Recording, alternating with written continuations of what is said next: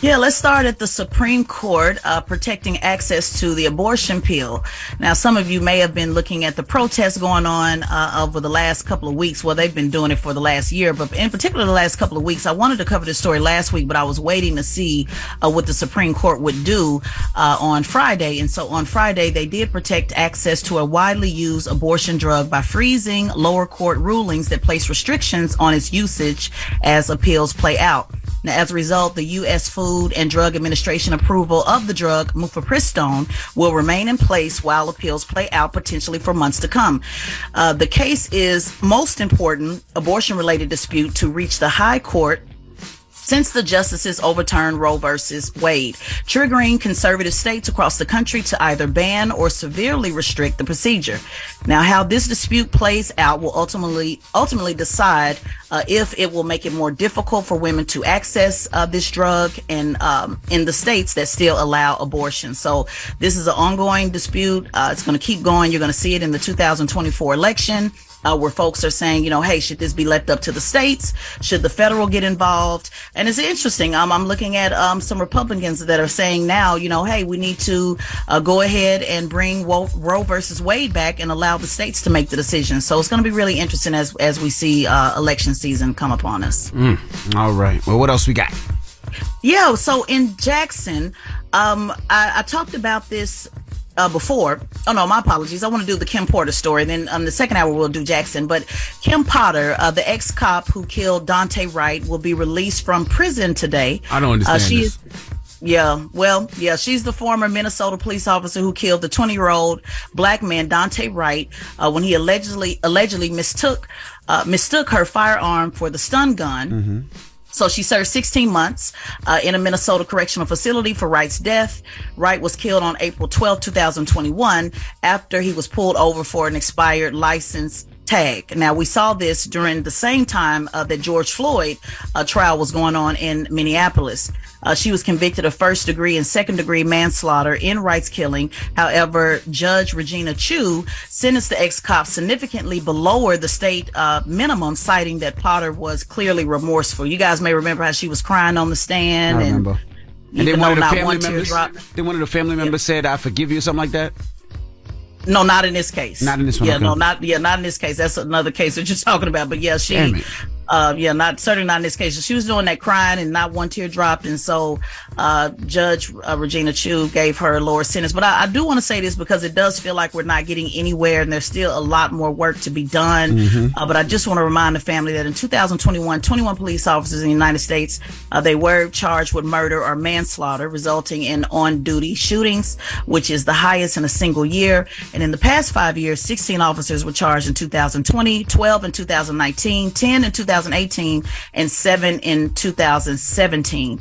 Each year, the police kill about 1,000 people nationwide. Some of that might be justifiable, some may not be. But there has been a little bit of progress, but we still need more, and particularly passing the George Floyd Justice and Policing Act in Congress. Yeah, because there's got to be like one consistent consequence for all these situations, right? Because you can't tell me white privilege is not real. You can't tell me police privilege is not real. When you can get convicted for manslaughter, a person is dead, and you only do a punk ass year because you seemed remorseful. You know how many brothers and sisters I've seen seem remorseful after they've committed, manslaughter or murder, and they still in there right now doing 20 to 30. And ain't nobody thinking about, they seemed remorseful. Let's let them out after a year. No way. Mm-hmm. No way. All right. So much more to go. All right. Well, that is front page news. Now, get it off your chest. 800-585-1051. If you need to vent, phone lines are wide open. If you had a great weekend or whatever it may be, call us up right now. Again, phone lines are wide open. 800-585-1051. Get it off your chest. It's The Breakfast Club on BET. The Breakfast Club. It's a new day. This is your time to get it off your chest. Wake up. Whether you're mad or blessed. It's time to get up and get something. Call up now. 800-585-1051. We want to hear from you on The Breakfast Club. Hello, who's this? Hey, what's up? It's Niconomics, the best event videographer in Atlanta. But I'm just calling just to say that I had a great time at the Black Effect Festival, man. Hey. Honest. It was just a good time. Hey, Niconomics, thank you, brother. Appreciate you, had a good man. time, brother. Hey, yeah. No, I think you did it really well, man, honestly. I've seen a lot of people, and I've seen a lot of like love, and just having certain people in the city just bringing that influence there. I really do think you did an amazing job. Thank you, brother. Yeah, it was flawless execution, man. Courtesy of Dolly Bishop and the Black Effect team and iHeartRadio. So thank y'all, man. Thank y'all for coming up. Hello, who's this? Hi, good morning. My name is Amanda. Hey, Amanda. I'm calling from Westchester. Hey, get it off your chest, mama. Listen, I'm really stumped. A couple weeks ago, I was literally driving back from campus, and I got in the car like when this person was talking on your guys' radio station, and he was talking about taxes and like making your kids work. But you, like, I think you claimed them as a job. You claimed their allowance as a job. Wall Street Trapper. Like that. Wall Street Trapper, huh? What's the person's name? Wall Street Trapper. I need to really look for him. Thank you guys so much. But mama, he's not an accountant, so you got to reach out to an accountant. No, I just want to hear that whole radio station again. I want to hear everything he said. Okay, yeah. You should check out both interviews. He was here a couple of years ago, and a lot of the stuff that he was talking about is absolutely positively real. Definitely check him out. And yes, if you have kids, you can employ your kids. That's what we were saying. That's you can employ what he your was kids. saying, but I got in the car too late. Yeah, it's Wall Street Trapper. You can go on Breakfast Club page and watch both those interviews. Thank you. You guys are amazing. I love you guys. Thank you so much. Have a good one. And Trap does the Trapping Tuesdays podcast too on YouTube. So you can go to Wall Street Trapper's YouTube page as well. Hello, who's this? Yo, what's up, boys? It's your boy Dingo. What's up, Dingo? Brother? Get it off your chest. Chillin', man. Hope y'all had a great week here. Charlamagne, shout out to you for having a dope ass with that, man. Thank you, brother. You enjoyed yourself? Absolutely. Oh, yeah, man. I didn't go, but I definitely saw the recap and all that stuff, man. Oh, okay. But yeah, shout out to y'all, man. But just wanted to get off my chest. That fight was crazy. I hope Garcia come up out that bag. You think he'll give up that purse or no? Nah, Tank said he don't want it. Tank said in the post-fight interview, he said, I'm not going to take that man bag. I don't want it. He's funny. Bet. Well, also, guys, I'm going to send y'all a package, man. I appreciate y'all. I need some sizes. Charlamagne, what you like, a large in the hoodie, dog? Yes, sir. Large and medium. Yep. Okay. Same. Large and medium, okay. Envy, what about you, dog? What you need? I'm the same. Yeah, really? Okay. You ain't you're a little tall. You don't need like an extra large or something? Nah, large usually works me right. He ain't got no meat on them beige bones. Oh, for sure. That makes sense. Okay. You got to get to the gym, dog. But it's all good. But I appreciate y'all, man. Y'all have a good morning. Shout out to y'all. That man said you need to get in the gym. He said you light in the ass. That's two references you made on my bones today. But light in the ass and I need meat on my bones. This don't got nothing to do with nothing. That's regular conversation. That's how we talk. You never know when you it comes need some with you. meat on your beige bones and you light in the ass. That's all. I'm fine in the ass, sir. Hey man, if people think so, I'm not knocking them. Get it off your chest. 800-585-1051. If you need to vent, hit us up now. It's The Breakfast Club. Good morning. The Breakfast Club. Wake it up. This is your time to get it off your chest. Keep calling. 800-585-1051. We want to hear from you on The Breakfast Club. Hello, who's this? Good morning, it's Amber. Hey, Amber. Hey, good morning. I just wanted to say good morning to everybody. Charlamagne, thank you again for the tickets. I came all the way from Detroit. Hey. And yes, the podcast festival was lit. It was the best experience ever. Oh, man. I went back home. I told everybody, I'm like, man, y'all should have went. I'm like, so get ready for next year because they going to do it again. The turnout was so good, they're going to do it again. I was like, y'all missed it. And it was beautiful. I mean, like Charlamagne said, no arguments, no fighting, no nothing. As many people was there, it was great. I mean, if that was Detroit, somebody would have been fighting and everything. I was just blown back. It was great. It's also kind of, how would you fight at a podcast festival? Like, there's nothing there encouraging any of that, anybody to act like that. Yep. It's no music like that playing. In Detroit, they fought at the comedy festival, at the comedy show. I was like, this is crazy. Detroit don't be wilding out though. I did a car shout in Detroit. We had over 10,000 people. We didn't have no problems. But like Charlamagne said, like, what would make you want to fight? Like, you're watching podcasts, you're getting information. That's right. It's something that benefits you. So you gonna fight during horrible decisions when they up there teaching you how to twerk and do sex acts and all type of stuff? Like, what you gonna fight during 85 South show and all they doing is comedy, making you laugh? Like, what you gonna fight? When you gonna fight? Why? We had a ball.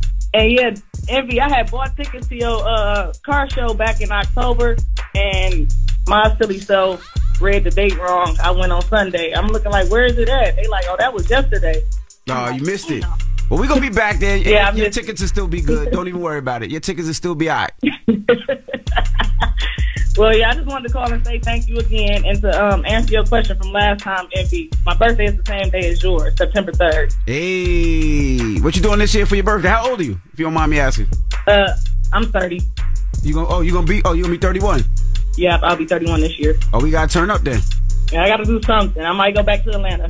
You know what? I usually come to Detroit around my birthday too. We usually do the R&B party. So if we do it this year, it's on me. So you can come party with me. All right, definitely. All right, you have a good one. Enjoy. Here you go, Envy. Mm-hmm. Hey, you a trucker? That's right. That's what I'm talking about.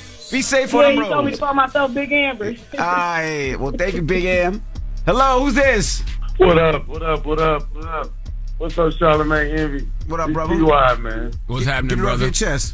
Man, Charlamagne, I'm feeling like Scarface right now, man. And, I'm in Nap, first of all. I moved from one racist state to another one, from Mississippi to Indiana.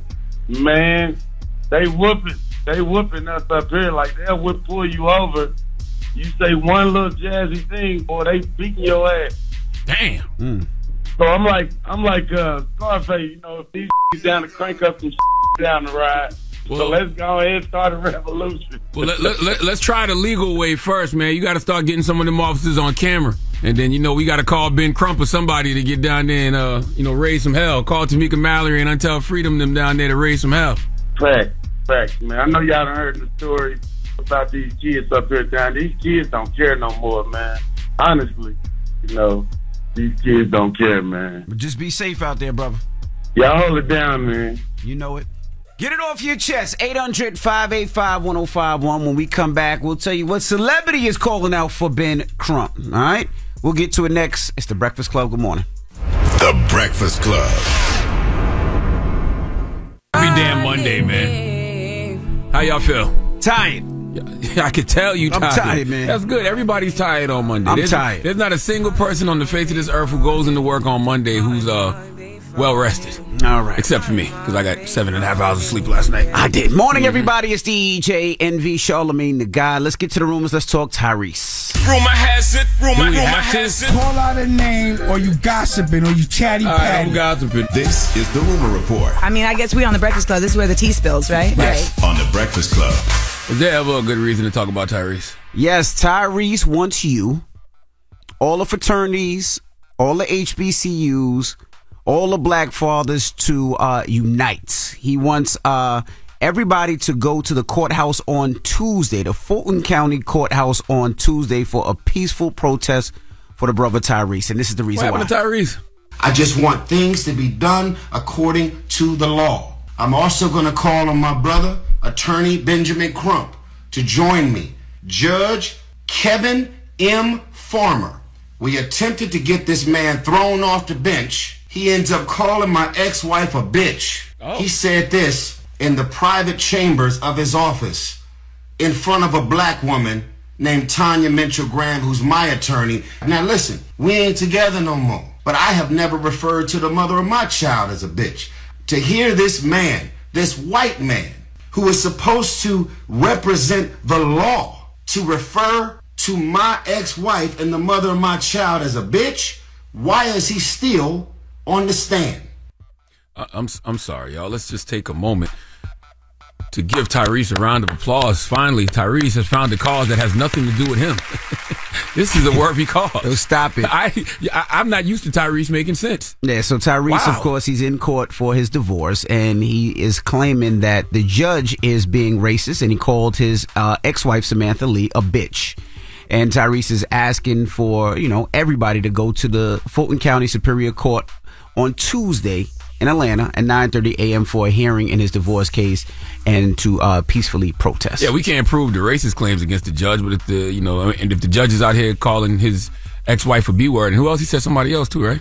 No, he said his ex-wife. Yeah, he said his attorney was there, and people that work with his attorney also heard him say that's a reason to raise some hell. I'm just not used to Tyrese making sense, and I'm not used to Tyrese, having conversations about things that have nothing to do with him. Usually Tyrese is self-absorbed, and it's a cause that just has to do with him. This seems bigger than just him, I think.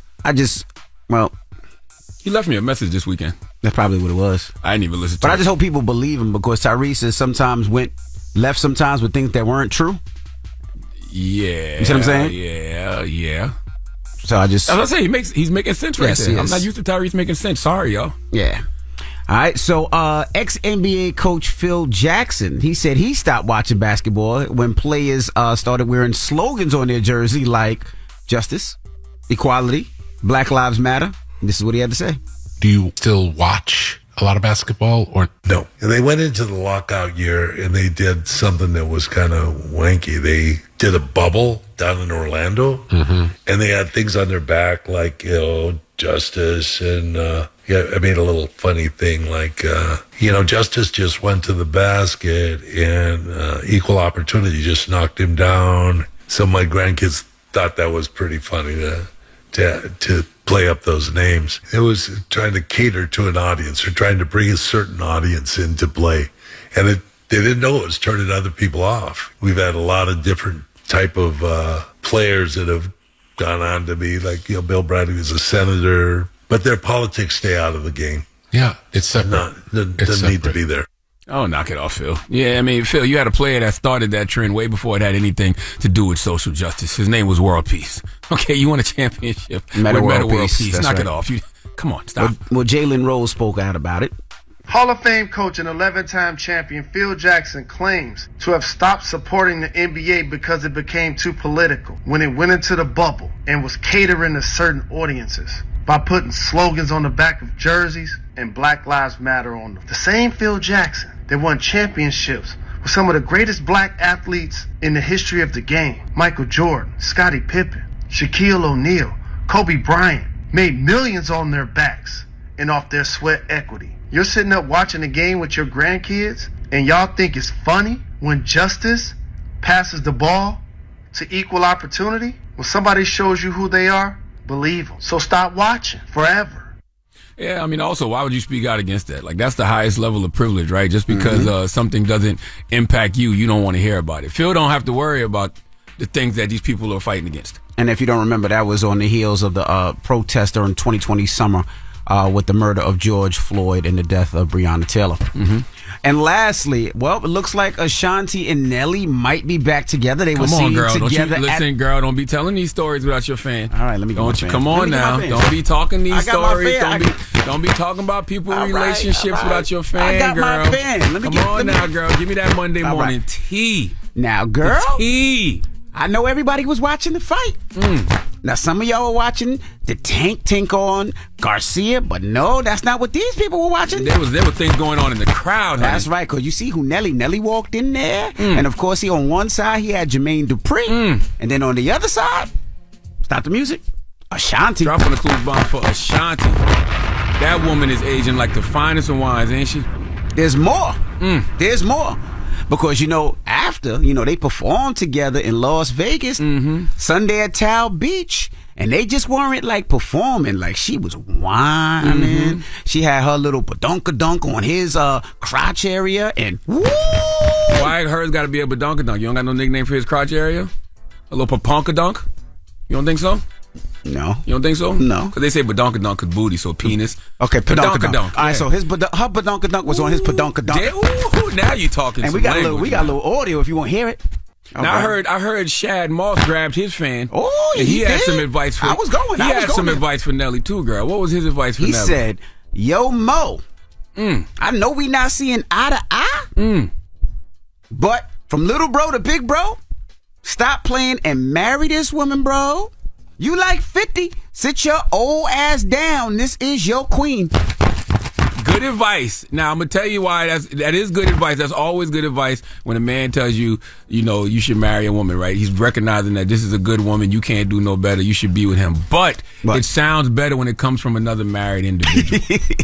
Not to somebody who just said he's not going to get married. Right, he's going to play That's all I'm saying, girl. That's forever. All I'm saying, girl. You know what I mean? You got to listen to other married people when it comes to things like that. Because they know, especially married people that have been married for a long time, they can look at a person and say, hey, man, you need to lock that one down. That's a good woman. All right? That's who you need to be with for the rest of your life.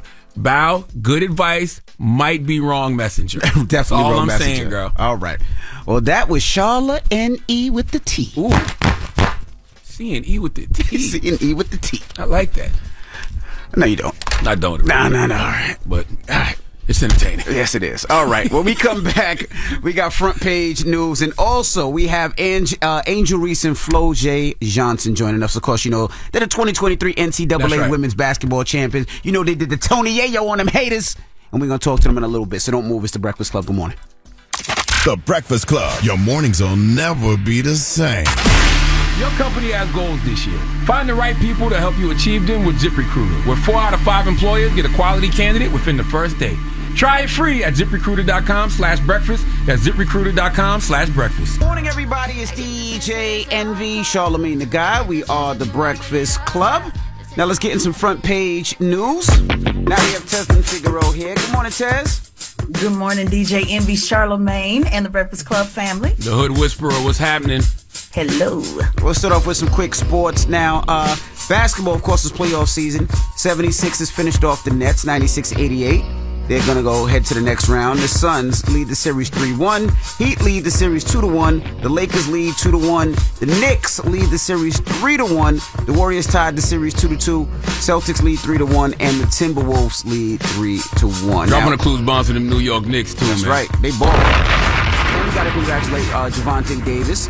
Tank, he knocked out Ryan Garcia in the 7th round. Easy money. Congratulations to him. They basically made Ryan Garcia tap out, but them liver shots ain't no joke. You take a shot to the liver, it's going to take about 15, 20 seconds to recover. But in boxing, you only got 10. Yeah. All right. Well, let's start with what's going on in Mississippi.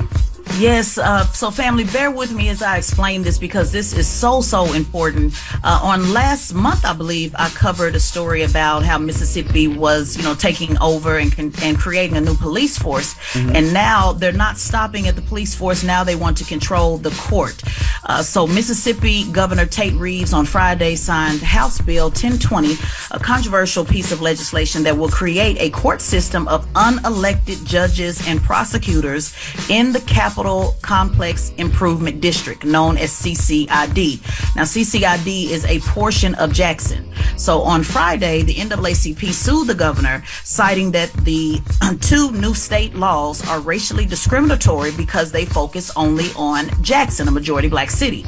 Now, the legislation, what it will do is it will expand the Capitol Police jurisdiction. In other words, it's going to increase the original boundaries and take over more of Jackson, and it will create a new court system in the CCID.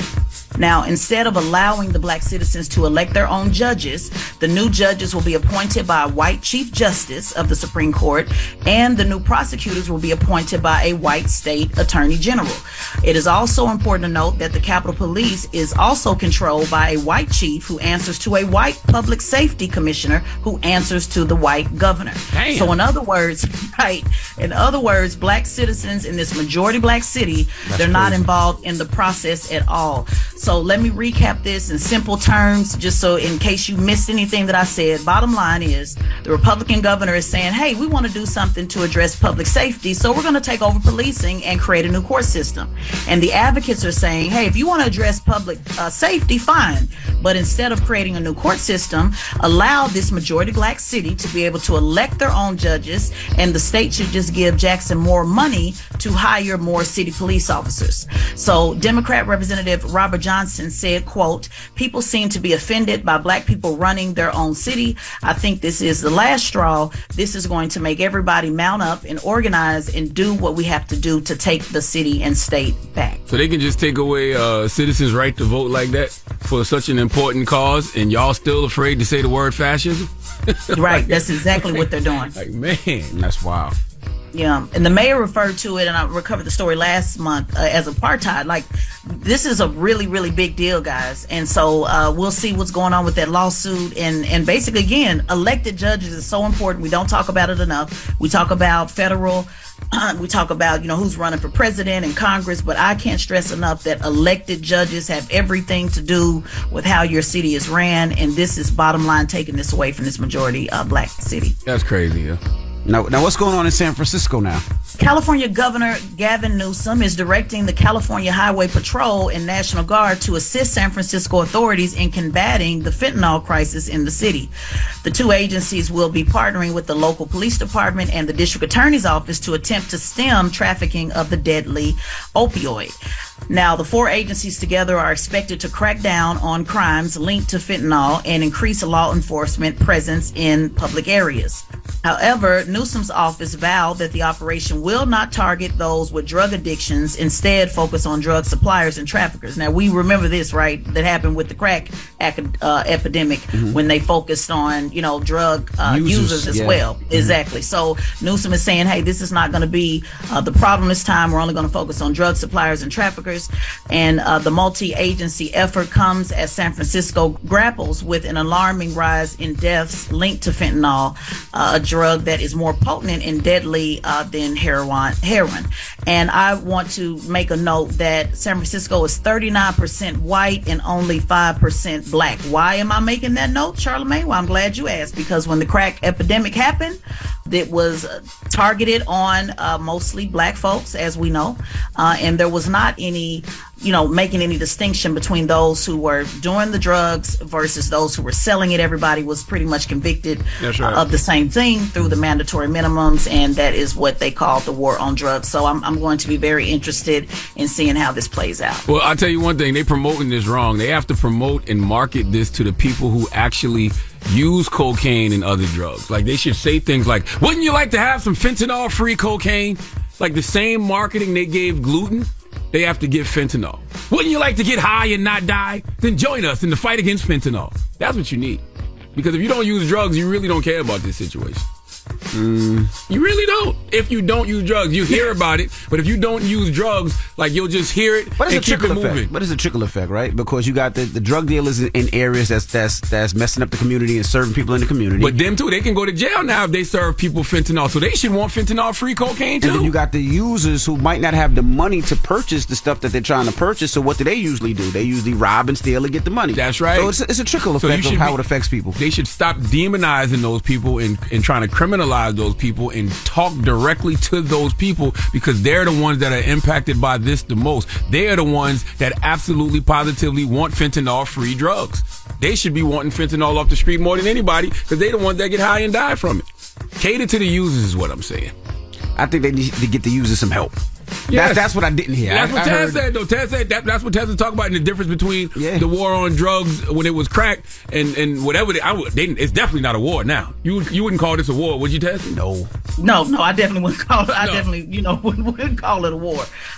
So I think what DJ Envy is saying is maybe they need to put more emphasis on the help part of it. Absolutely. And they are saying they're making a distinction between the two. But, they're doing a lot of this help, quote unquote, help with opioid, the opioid crisis, which unfortunately did not happen with the crack epidemic. They didn't do the help part at all.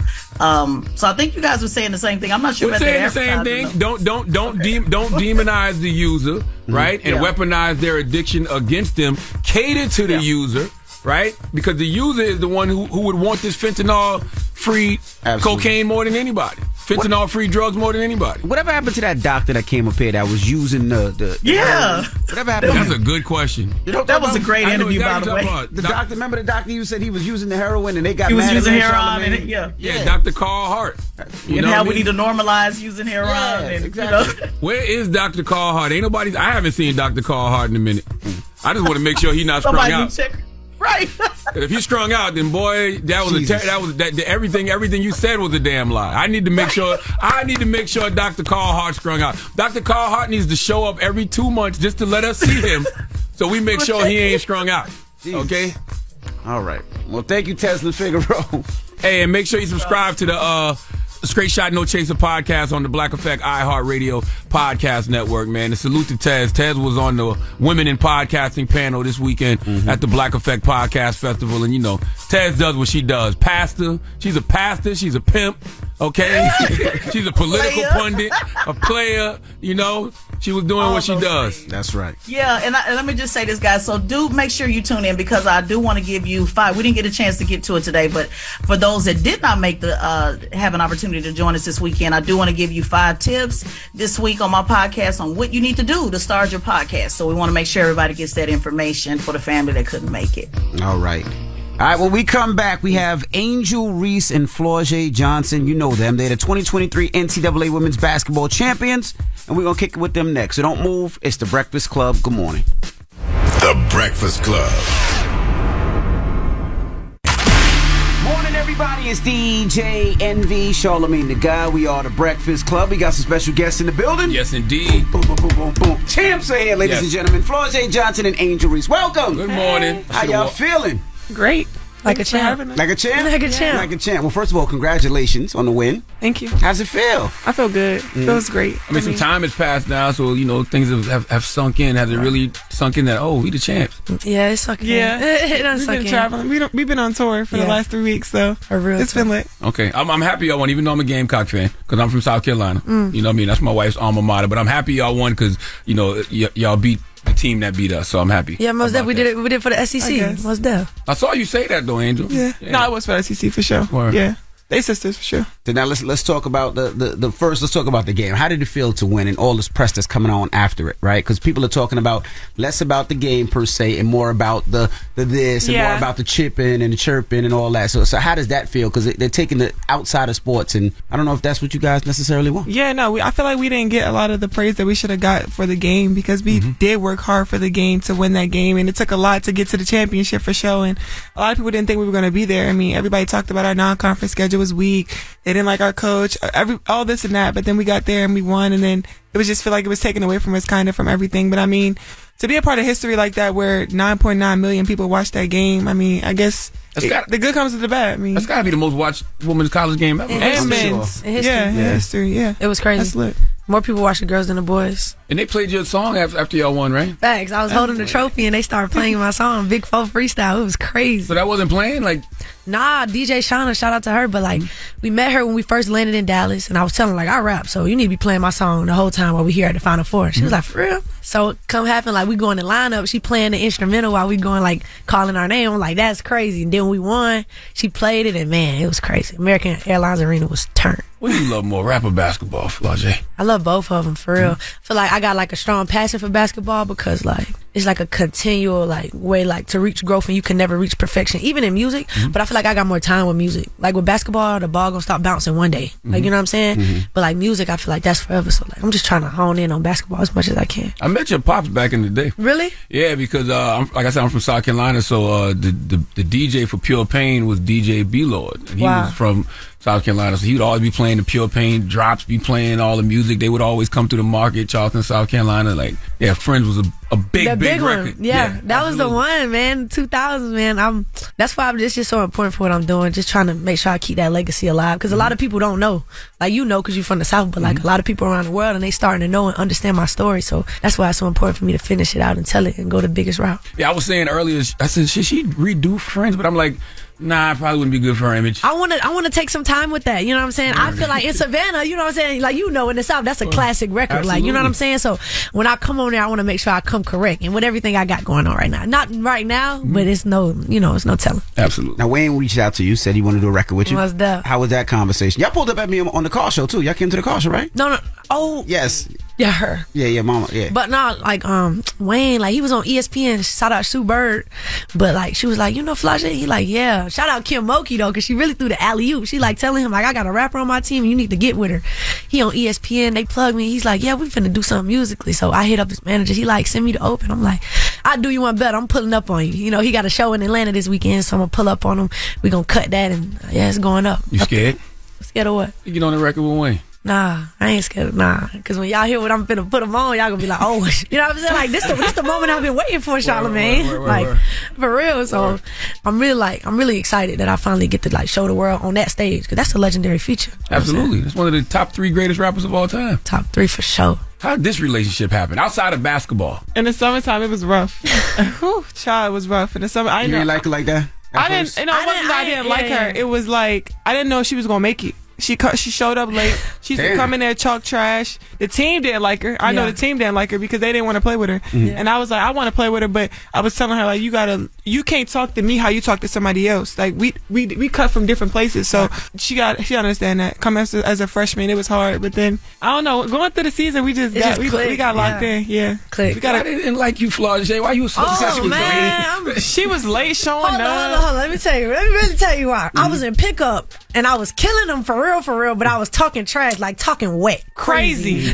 As a freshman. Talking crazy. And like, usually freshmen don't come in like that. Like, facts. you know what I'm saying? They come in quiet, trying to feel it. I'm like, nah, this my, like, what's going on? You know what I'm saying? Like, and I just had that energy. Especially if you busting ass. Yeah, you busting their ass. It's like, and Angel's like, you just gotta tone, you know what I'm saying? Like, just tone it a little down. And I forgot, like, I used to play with dudes, you know what I'm saying? But I'm like, these females, so it's different. Like, you talk trash with a dude, y'all really could fight and y'all get off the court and y'all cool. But with girls, it's like different. So she told me, like, Fly, you gotta tone it down. And then I was on my rapper time, like in the summer, I'm rapping and I'm hooping at the same time. So I'm coming in, I'm late. I don't got on the right clothes. Like, I had to run the stadium for like 30 minutes. They got her. Yeah, I was good. The stadium steps, that turned her. Oh, that's the discipline? Oh, yeah. Yes. Do they like you now? Huh? We love her. Oh, they love me. Okay, They love me. We love her now. I can't imagine Angel Reese telling anybody to tone it down. I was thinking the same thing. Like, I was the Bayou Bobby telling people to tone it down. How you telling somebody to turn it down? What you mean? I just know when it comes to my teammates, I know how to talk. When it's anybody else, it's free smoke. Like it's free smoke. Free smoke. Now we gotta ask the hand gesture in the face. Where did you get it from? What was the influence of that? Was it Tony Yayo? Was it John Cena? No, it's Tony Yayo for sure. But people don't realize that. Like they think it's John Cena, but I really know like Tony Yayo was the one. But she did it first in another game, and I was like, oh yeah, bet. Say no more. I got something. I got something for every single person that try to play. Now, did you feel like they, of course, when they attacked you, we felt like, of course, because you were black and she was white. So for sure. How was your mental with that? Because you seen her do it getting in the game. Yeah, before. no, I already knew what it was going to be. They always got to find something to say. So I knew it was going to be something about that. They were going to say it. So, I mean, I was happy that we won and I got the publicity. We all got the publicity. The team was lit. So we was up. I ain't care. You know what I think people don't realize about y'all? Like, y'all know how to play the game. For sure. Outside of the court. Y'all know how to be performative to get everybody talking, but I see a lot of discipline on the actual basketball court. And even hearing that you told her to tone it down, I was like, oh, she get it. Yeah, no. Coach Moki, first of all, she don't play that. Like, she don't play. We basketball players first. Like, this is the thing about Coach Moki. Like, everybody think they got her opinions about her. I love her. Love her to death. But, like, she want to see us grow as students and then basketball players. Like, and then what else she said, whatever you do, you're going to be an astronaut as long as you have my practice on time. You know what I'm saying? So, she just let us be us, but it's still that discipline and structure there. And I feel like that's what I needed. More discipline, more structure. You know what I'm saying? Because, like, I come from doing what I want to do. Like, you know what I'm saying? So, in a sense, but like she gave us that structure on the court. Like, we do things the right way, but we still gonna put our flair on it, and then she loved that because we are who we are. How long did it take for you to buy into that? I'm telling after the stadiums, I was lit. That's 30 minutes. Woo, summertime. My kids run some stadiums now. Go run them stadiums. Man, did you see yourself in her, Angel, when you came in as a freshman? Yeah. Nah, I was scared. I mean, as a freshman, you come in. I wasn't as confident as Flau'jae. Nah, I definitely wasn't. So I kind of got humbled my freshman year because I came in, I was doing well, and then I broke my foot. So it was a setback for me. And luckily, she had an amazing freshman year, and that's a blessing to come in and start freshman of the year, everything that she wanted to accomplish on the court and off the court. I mean, that's just a blessing right there. What made you transfer to LSU? I need a new start. I mean, I know what I wanted for myself, and I wanted growth and a coach like Kim Mulkey to push me every day. I want her to cuss me out every day. Like, tell me I'm not good enough, and I feel like I'm still not good enough. All the accolades that I got this year, they're still not good enough because just being able to have a coach like that, and she keeps me humble. So I needed her, and I mean, I don't think I'll be in a leadership role anywhere else other than LSU, and being able to grow my platform on and off the court was just something I needed. Why Kim over Don? I know you made a visit to Columbia. So. I want to be South Carolina. I mean, they the powerhouse, so I told Coach when I came to LSU, I want to go back to what Simone and Sylvia did. So just being able to grow the program was something I wanted to do. All right, we got more with Angel Reese and Flau'jae Johnson when we come back. back, don't move. It's the Breakfast Club. Good morning. Hey everybody, it's DJ Envy, Charlamagne the Guy. We are the Breakfast Club. We're still kicking it with Angel Reese and Flau'jae Johnson. Now, you're going to have a target on your back next year. Yeah, for sure. Big target. So now, how do y'all make sure y'all stay focused and y'all make sure you repeat what you guys do? Stay humble? Yeah, Shoot. we keep ball first, you know what I'm saying? We keep it first. And we work, though. Like, we work. For sure. 4-hour practices ain't no joke, practices. you feel me? So, like, we know we the hunted now, you know what I'm saying? And we understand that because of what we do. But I told Angel, like, the other day, like, you know what I'm saying? You dish it, you got to take it, you know what I'm saying? So that's why we got to be ready, because I know they coming. Is there pressure to repeat? Nah, because we ain't even expect to win this year. Yo, God, we wasn't supposed to win. We wasn't supposed to win this year, no. Yeah. We wasn't Not new supposed to pieces, win. nah. We wasn't supposed to win this year. But we did. We put in the work and you don't even see, like, all the work that we put in and then for it to come together at the right time. It was crazy. People don't remember, like, this year, too. Like, you know what I'm saying? Like, in her tenure, this year, too. It's our first year together. So, like, I got a chip year one, you know what I mean? So, like, we wasn't supposed to be here, but we got the #1 recruiting class coming in. You know, we got transfers coming in. So, you know, we trying to build to that, to be in the Final Four every year, but, like, we weren't even supposed to be there. They counted us out. Is Haley transferring from Louisville? Where? Haley Van Lith. Is she coming to LSU? Yeah. We don't know. Oh, Yeah. I thought I heard that somewhere. You know, we hear a lot of things out here. How would y'all feel if that happened, though? No, we lit. She's a good player. I love to play with her. For sure. Now, the First Lady invited both teams to the White House. But how did y'all feel when she invited the ops to the White House? First time in history, man. Right, first time in history. It was frustrating just to take away from what we had already done, but it is what it is. We still gonna go. I mean, as a team, I'm from Maryland, so I mean, I've been to the White House before, but I've never been where I can sit down at the table and tap the buzzer. So it's a one-time opportunity in life. So being able to have her, she came back and took back what she said, and we're gonna go. Yeah. How hard was it to not say what y'all really wanted to say? Like, y'all feel so sorry for them white girls that we beat them. That y'all inviting them to the White House. Now I think on Twitter we really got to, you know, express how we felt. We said how we felt. Like I made a tweet and I was like, you know, if we lost, will we be invited? Type thing. You know what I'm saying? So I think that question alone just like leaves some silence right there to just think about it. You know what I'm saying? So was there backlash to you, Angel, from the school? Like, what do you mean we not going? Yeah, because I spoke out of emotion, like just being able to not speak for the team. I mean, I didn't speak for the team. I would speak out of emotion because I still stand there like I'm upset like that. She still said that, but Absolutely. I'm gonna do what's best for the team for sure. And I know a lot of them have never been to the White House, so I'm not gonna take that away from them. Yeah. I mean, we still won. Like we still won, and we want to get that experience. So yeah, it's gonna be lit. like that just shows her as like a leader for the team. You know what I'm saying?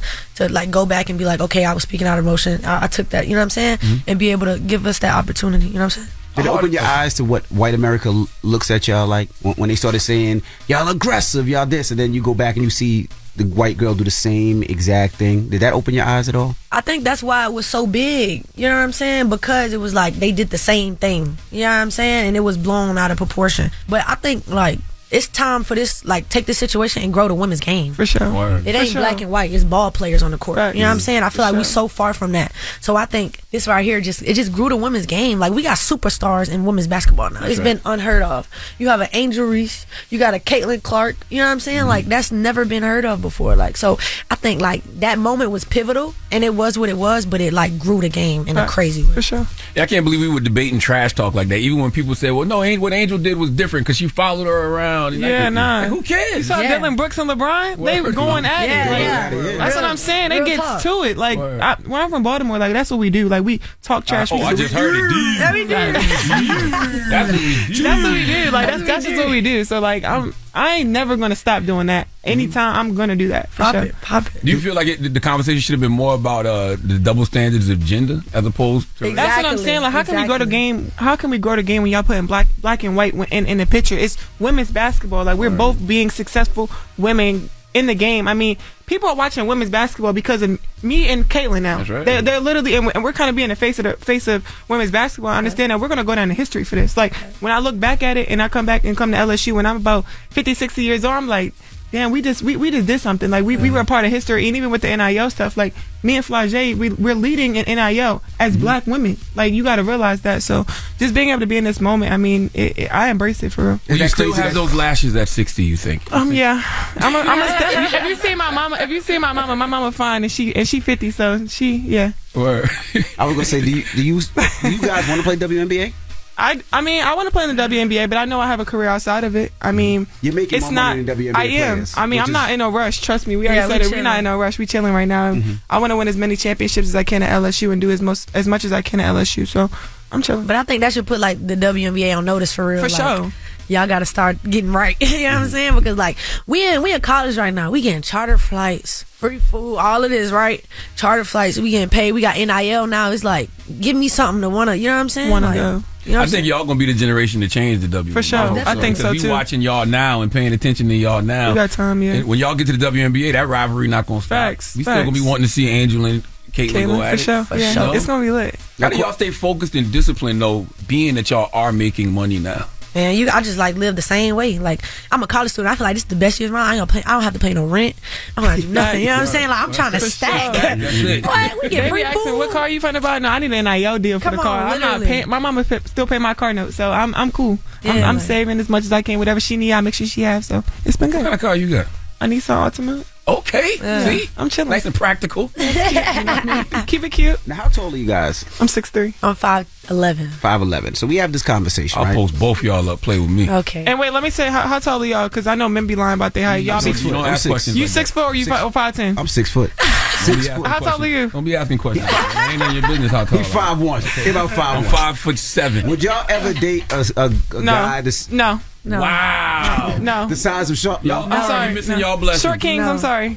That is so disrespectful. Short Kings. Y'all gonna miss y'all blessings Sean with that made me mentality. so mad. No. He'd No, be I'm so not, mad. no, I'm not mad. Y'all I'm like tall, but I feel like the short guys, from my experience, they treat tall women a little better than. so if you know that, and this is a statistical I'm sorry, fact, but I'm just I'm not an even athlete, short. like tall. I need an D1 athlete. babies. Then Like y'all gotta put on 6-inch heels. That's what I'm And now saying. it's like Like, holding now the it's you timer. really a little boy. Now you holding the Yeah. timer. what y'all worried about? Money or actual love? You talking about you want to be with a tall person just to breed? But I'm saying, like, I'm not. I didn't can't- say- I I'm want not finna be looking down to you. No, it's not. I can't. My brother is 6'9". Like my man need to be up there. You're gonna never find happiness. You better get all, How you know? you better get all the money. I'm happy right now. boy. Blessing is 5'6", and y'all don't even know it yet. Okay. And you with Rock Nation now, right, Flajay? Yeah, I got a distribution deal with EQ. Oh, so label deal. Yeah, Oh, so I was thinking it was a management deal. On my masters and stuff like that, and they just give me the resources. I got like creative control. I love it over there. You know what I'm saying? It's really what I want to do. Like when I'm getting my degree in, is I want to own my own record label. So this is really setting me up and showing me the business. It's literally like an internship, but it's my job. So Have you met Hov? No, I haven't met Hov yet. Now, when you meet Hov, right? Do you ask him for a verse? Because you getting Lil Wayne verse, you be like, big homie. That's what I'm. Come on, you gotta bless me. You know what I'm saying? But I wanted to be at the right time. You can't play with a whole verse. You know what I'm saying? Like, Don't pull him to the side at the brunch. Don't do it at the brunch. not at the brunch. I missed the brunch because I had practice. I was so mad. Oh my god. Yeah, and I'm supposed to be the It plus seems one. like you tried to miss that practice for that brunch. She probably did. Well, what? But I'm going too. Shoot. I've never heard this. It's going to be interesting to watch you over the next few, because you got 3 more years, right? Yeah, And you for got sure. 1 more, Angel? It's going to be interesting because you got you got another year of eligibility? I got 2 if I really want If to. she really wants to, I we want Angel to stay. We love Angel. I thought about that too, because with Aaliyah Boston and a few others at South Carolina, they could have stayed another year. Yeah. They said Aaliyah was getting beat up on so bad out there, getting double teamed, that it was better for her to go. I ain't worried. I mean, she don't see every defense that I've seen it. I've seen it. I mean, just to see how my body gonna be after this year. I mean, and where I can go potentially, because I want to go to a team where it's like really marketable, like coming to New York or going to Atlanta, Dallas, LA, something like that is just gonna help me. Not Seattle. I mean, I wouldn't mind going to Seattle, but I know where I'm gonna be able to be marketable because I want to do fashion and I want to be do broadcasting and stuff too. So. All right, well, don't move. We got more with Angel Reese and Flajay Johnson. It's the Breakfast Club. Good morning. Hey, everybody, it's DJ Envy, Charlamagne the Guy. We are the Breakfast Club. We're still kicking it with Angel Reese and Flajay Johnson. So who's been in your DMs and that y'all been surprised about? What short kings? Been in y'all DMs? Y'all about to miss It ain't out. got to be the holler just to congratulate you. Oh, congratulations! Let's just say congratulations. Yeah, Either or. I'm gonna say all congratulations to clear the air because I know how I get. Yeah. We're going to say it anyway, but go ahead. Start with the short guys. Short, all of them shorter than me. Drake, Future. That's the one you got to be careful of. You said 2 that you need to stay far away. God damn. They just congratulated me. Congratulations. These are all congratulations. That's how it starts. DJ Khaled. Then Drake gonna say, yo, French you know I got a Montana. basketball court at the crib. Did he say that yet? Come do a run at the OVO facility. Oh my God. And you could have met her. Boy, that is terrible. My teammates be like, you got too much power. Nah, she too powerful. Who else? A lot of people been showing love. Like for me, like people in the music industry, like a lot of execs trying to work. Like I just got hit up by like Wyclef because I did the Ready or Not Lauryn Hill remix, London on the track, Shaq. It's like Uncle Shaq. Yeah, that's my uncle. There's a lot of people been showing mad love. Like, Shaq got a lot of flack because Shaq said Angel is the greatest athlete to ever come out of LSU. I texted him. I called him after that. I was like, you know what you did? You know what you did? How much pressure you just put on me? You know how much? And he was like, I don't give a. I was like, all right, Unc. Do you feel like you're the best athlete out of LSU? I feel like I haven't done nothing yet, so I told him don't even say that. You won a championship. That's what his thing was. His thing was that you bought. I won a championship, but I just don't feel like I've done enough. Like I don't think I've done enough. Like I won a championship. I don't even realize how much, like how important that is. How much weight it holds. How much weight it holds. I don't really understand that. So when I can actually like do a little bit more, if I go to year 2 and I dominate, we dominate. Yeah. Okay. Another one. Yeah, we go back. You think you need a player of the year, maybe? I might. I don't know. I guess. I could have. Yeah. Yeah. I could have been player of the year. For sure.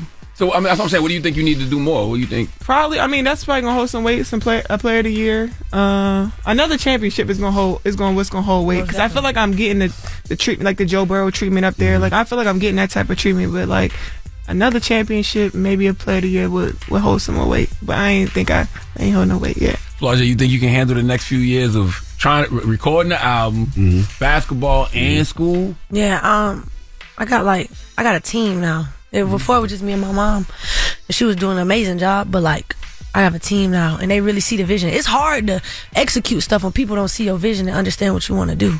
But now that they see, like, oh, I see it creeping. Like, you can do it. You can do both. You know what I mean? So I think that all I need is a studio and some content. It don't take too much. Be at appearances on the weekend. I'm back at practice on Monday. Like, I've been doing it for a long time.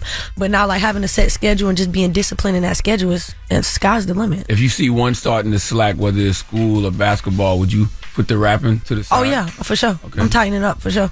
But like rapping, it don't feel like a business to me. It's more like a therapy for me. Like this is how I let out my emotions. Like basketball, I go to the gym, I can shoot it out. But like this is how I talk it out. Just like therapy, like how you talk to a therapist. Like that's how I feel like that music is for me. So it's more of a thing like that, and then it just turned into a business because I'm just good at it. You feel me? So I think it all just go hand in hand. What are y'all doing mentally and emotionally just to keep this together?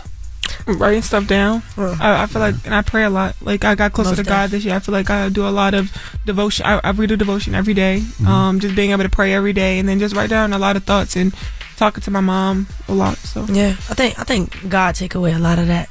The extra, you know what I'm saying? Because like we start realizing we worry about stuff we don't even supposed to be worried about. You know what I'm saying? So just praying and like I got a lot of resources at LSU that they give us. Like they give us a lot of resources, a lot of people on staff, like Coach Shantae, she really be helping us like spiritually. And you know, just being able to keep us on track, just make it easier with everything that we got going on. Because what we doing is new. NIL is new. That's right. This superstardom is new. So like just having resources and people to be around us. What about the haters? I know it's a lot of them. They gonna be there. They gonna be right next to They gotta do their job. I mean, you know what I'm saying? They gotta do their job. Whenever you doing something great, it's gonna be something. For sure. Like, you gotta expect it now. Like they just troll. That's what the internet for clicks. But I don't let that too much faze me. Y'all never see me in person to say it. So. Don't let them little people bother you. Yeah. They feel like social media. It's like it make you feel like the world is so small. Like people be thinking like that. What you say on social media, that really don't get to me. Like nah. What about teammates? Like, how do the teammates feel? Because, you know, y'all are stars. Our teammates are so supportive. They are supportive. We buy each other's merch. Like, wear each other's merch. Like, our team is really supportive. And, like, you don't see, like, a lot of NIL deals that we do. We make sure we get back to our teammates. I got my whole team coach bags. Got my coaches, Bose headphones. So, like, just being able to do stuff like that for the team. I think they love us because they getting free stuff. Oh, God. We come with gifts every week. Yeah, we come with gifts every week. So, Did it scare you when that number came out of how much you was making? They don't know how much I'm making. Yeah, that's just an estimate. Okay. Yeah. Well, you got family members in your pocket now. I know y'all both got family members calling like crazy. Man, my lights off. I'm like, how long your lights been off? That's crazy. Lights been off for 2 years. It's dark That's crazy. Like, bro. We appreciate you guys joining us. So we got to ask, you know, you're a rapper. Yeah. Probably one of the biggest platforms out there. Yeah. You got something for us? Yeah, let me see. I like that. Yeah, let me see. You sure you don't want to blow your nose first? Now I heard you sniffling. No, I'm good. There was a dog in here or something. Oh, there was a dog. It was a dog. There was a dog. Go for it. You got allergies? I'm allergic, yeah. That's how y'all beat them. Remember that teams next year. Let the dog run around the court. Literally. Look, I feel like I give you my all because you don't care what I got. I be so scared to keep it real because I know everybody not. And you supposed to be supporting. You too scared I'ma pop. I know they waiting for me scared at the top. But look, everybody gotta go through something, so I never judge. I could have been broken a hater, but nah, I never was. Never felt betrayed and all that pain until I fell in love. You ain't got $1 to your name. Why you still in the club? I'm rich now. My people broke. I feel like I could never grin. I was sick and alone. This music was my medicine. You beautiful, you strong. Your power in your melanin. When I spit, they feel it in their bones. It's in their skeleton. I'm keeping it real. It's in my blood. That's how I'm telling it. It ain't about my family or my money. It's irrelevant. Why you let them play it like a dummy? You intelligent. If you keep your clothes on your body, you can leverage it. Hard work could do it, man. I'm a walking testimony. I swear you don't get it if you don't grind. I learned my lesson, homie. I get on my knees. I'm thanking God for putting blessings on me. Really, I'ma go get every dime that done been destined for me. I'm about to tell you, they all fake, even your main man. You know they don't like me. Why you hanging with them same friends? Supposed to be 4L, I guess you changed plans. Man, I showed you all my cards, man. You play me with the same hand. I've been by myself for a while. I know how the loners feel. On his second strike, I told him walk, but he's still on the field. Now I'm in the skybox watching games while all the owners chill, and they still sleeping on me. Keep them in that coma still. For the M's, I got the call. Play for Kim, I got a ball. I just went and focused on myself and passed a lot of y'all. I want my team to eat. I could have scored, passed a lot of balls. Thank you to the fans for supporting. We love all of y'all.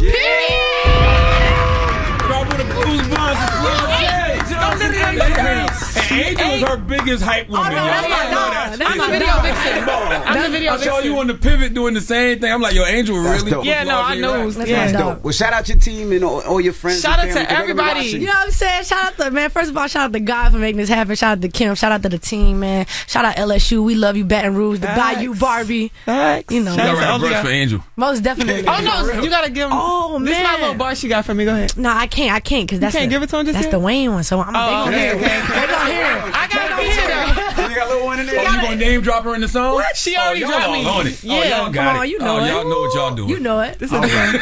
my dog. Appreciate y'all for joining us. And shout out to LSU because I know you had to get clearance to come up here, so appreciate that as well. Thank you, Miss Walker. Thank you, Miss Walker. LSU. Thank you, Miss Walker. Thank you, Miss Walker. We love you. We love you. Oh, damn. Well, I'm online He never today. went to college. He don't I'm know online. He never went to college. School of Hard Knocks. Well, you made it. All That's right. right. Appreciate y'all. Angel Reese, Florida J. Johnson. It's the Breakfast Club. Good morning. Thank you. Good morning. Right? Yes. Morning, everybody. It's DJ NV, Charlamagne the God. We are the Breakfast Club. Let's get to the rumors. Let's talk Nas. Rumor has it, rumor has it. Call out a name, or you gossiping, or you chatty patty. I'm gossiping. This is the Rumor Report. I mean, I guess we on the Breakfast Club. This is where the tea spills, right? Yes, on the Breakfast Club. Now, Nas, who is on Swiss Beats' new album, and they got a new single called Runaway. Shout out to Swiss Beats. I think he's going to be joining us this week. Now, in celebration of hip-hop's 50th anniversary, Swiss Beats is dropping an album, or I should say an EP. He dropped it a couple days ago. Friday. And he has Nas on it, and Nas talks about being a bad father. And we all go through that. I never feel like I'm getting it right. Right. You know?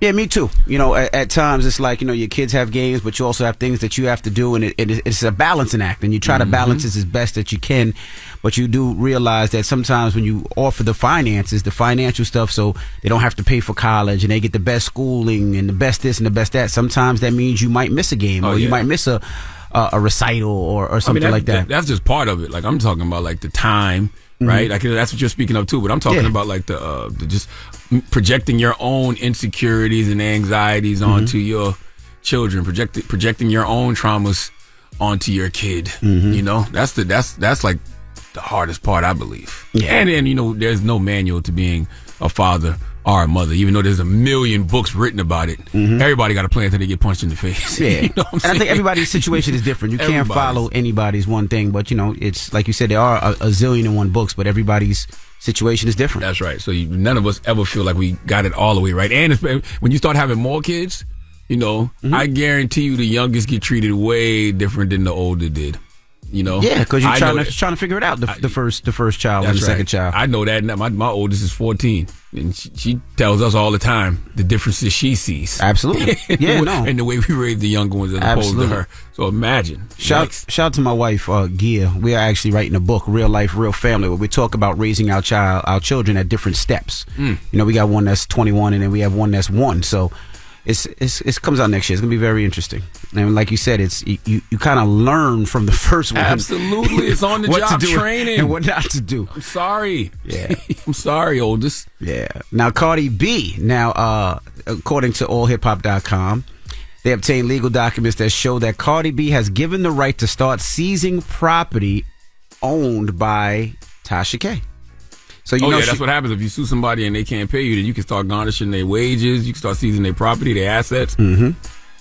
So it looks like that's what she's going to do. If you don't remember, she was awarded nearly $3 million in damages and attorney fees, and at 1.25 plus 1.25. So she's going to be able to get some of that money. I guess they're going to start seizing properties, bank accounts, and all that stuff. Cardi B ain't stopping. She wants all her bread. Yeah, and I hope that other people on YouTube learn from this, because all it takes is somebody who has the time, and the money, and sometimes being aware, because a lot of times you're not even aware of 95% of the things that are being said about you on the internet. But if something comes across your desk that's absolutely not true in any way, shape, or form, you punch that person in the mouth. Quick, fast, in a hurry. That's why you got to respect those cease and desist when you get them. Okay? No, you're right. You get those cease and desist, they're laying out everything that you saying that's wrong. Keep it up, see what happens. Yeah. Next thing you know, you're getting your property seized. And that goes to any media outlet. Sometimes, you let that pride hurt you, but if you got it wrong or you got it wrong, just say, yo, my bad, I did it wrong, I said it wrong. This is the real story. People do it they do retractions all day long. I promise you them clicks and likes ain't worth it. No. I don't care how many times you done said subscribe now. I don't care how many times somebody done donated $1 to what you doing. You don't want these kind of problems. Not $4 million problem. Nope. You don't want them. Now, lastly, Jamil Hill talks about Jay-Z with Jason Lee, of course, on the Jason Lee show. They talk about the partnership with the NFL and if it benefited the culture. You look at that partnership with Jay-Z and the NFL. What do you think? I didn't love it. I was critical of it. Obviously, I have a lot of respect for Jay-Z. I know what he's done for culture. I feel like I always have to qualify, because I know how dearly our culture holds him, as they should, and respect and reverence to him, and obviously Beyonce too. And I know what he was probably thinking. But you're dealing with a different group of people here, in the sense of they needed the access to the culture. That Super Bowl halftime show was on life support. Nobody was with that show at all. And as soon as he aligned, he gave them access to something they didn't deserve. Well, guess what? I haven't seen an alternative. Folks had so much to say about the partnership, but nobody offered an alternative. And it's bigger than the Super Bowl halftime show. Think about how many community organizations, how many organizations these NFL players have that have gotten money directly from Inspire Change, and how many communities have been bettered because of it. Right. It's bigger than just a halftime show. Salute to Jamel, though. That's the homie. All right, and that is your room report. Now, Charlamagne, who you giving that down to? Man, 4 after the hour, we need to talk to this guy named Jorge Diaz Vega. When I tell you that he's out here committing prehistoric crimes, I didn't even know people still did this, but we'll talk about it 4 after the hour. All right, we'll get to that next, so don't move. It's The Breakfast Club. Good morning. The Breakfast Club. Your mornings will never be the same. Introducing The Game, a new single from The Lox, Rick Ross, and Fat Joe. This track is more than just a tribute for hoops culture. It's a lifestyle. Find out more at DraftKings.com/thegame. Available now on all major streaming platforms. Make sure you tell them to watch out for Florida, man. The craziest people in America come from the Bronx and all of Florida. Yes, you are a donkey. A Florida man attacked an ATM for a very strange reason. It gave him too much money. Florida man is arrested after deputies say he rigged the door to his home in an attempt to electrocute his pregnant wife. Police arrested an Orlando man for attacking a flamingo. The Breakfast Club, bitches. Donkey of the day with Charlamagne the God. I don't know why y'all keep letting him get y'all like this. Oh, Duval, y'all do it to yourself, man. Donkey of the day for Monday, April 24th goes to a man in Kissimmee, Florida. His name is Kissimmee. You right. His name is Jorge Diaz Vega. I should know how to pronounce that as many times as I've been there. Salute to everybody who listens to us in Kissimmee on 104.5 The Beat in Orlando. Orlando's hip hop and R&B. Dropping a clues box for Orlando. Be strong. What up? That's right. What does your Uncle Charlotte always say about the great state of Florida? What does your Uncle Charlotte always say about the great state of Florida? The craziest people in America come from the Bronx and all of Florida. Salute to Orlando. I love Orlando. My mom's sister, which would make her my aunt, has lived in Orlando my whole life. I used to go down there all the time as a child. Now my child is always there for cheerleading competitions. So I have a lot of love for Orlando. And kiss me. Kissimmee. Kiss me. Me. What? Okay, Kissimmee. But this man, Jorge, is ruining what some call the experience at the happiest place on earth. Yes, I'm talking Disney. Okay, the happiest place on earth for kids, the most stressful place on earth for adults. And this man, Jorge, has added to the stress because he's out here at the tender age of 26 committing crimes that were happening in the mid-1900s. Okay, I'm telling you, when I heard the crime this man committed, I thought to myself, what in the November 5th of 1955 Back to the Future ass criminality is going on here? Okay, I mean, this is something Biff would be doing at a sock hop. All right, kids, I know you have no idea what a sock hop is, but ask your grandma or granddad, they'll fill you in later. Now, in all seriousness, the crime this man committed is a crime that I didn't even know still existed. This is literally the polio disease of crime. Uncle Charlotte, what are you talking about, the polio disease of crime? You didn't know this disease still existed? What are you saying? I'll tell you what I'm saying. Let's go to NBC2 for the report, please. Orange County deputies say a man admitted to recording upskirt videos of guests at Disney's Hollywood Studios. 26-year-old Jorge Diaz-Vega is facing video voyeurism charges after deputies say he admitted to taking videos for around 6 years, accumulating around 500 of them. The arrest report says Vega worked at the Doc Ondar's Den of Antiquities in Galaxy's Edge. He would allegedly take the videos as guests shopped around the store. A Walt Disney World spokesperson says that Vega does not work for the company.